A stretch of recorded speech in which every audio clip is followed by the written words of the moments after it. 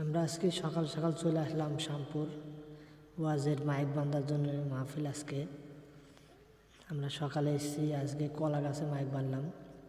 আমাদের মাইকগুলো সব রেডি করতে হয়েছে, আমরা লাইটও বাঁধা চলছে। মাইকগুলো গাছে গাছে যেখানে যেখানে দেওয়ার দরকার সেখানে দিচ্ছি।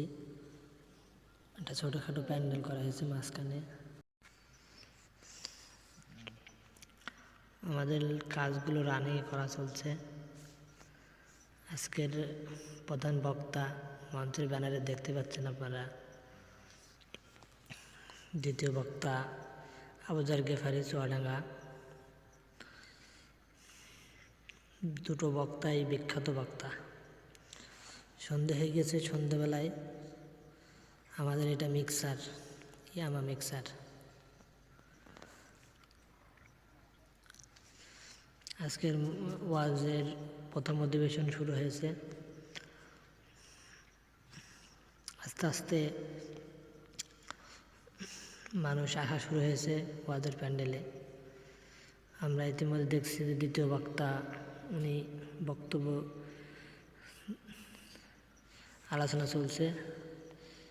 মৌলানা আবুজার গেফারি চুয়াডাঙ্গা।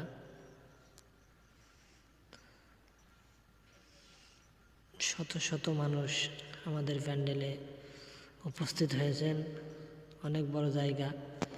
ইতিমধ্যে দেখতে পাচ্ছেন প্রধান বক্তা মৌলানা আবদুল্লাহ আল আলামিন, ঢাকা।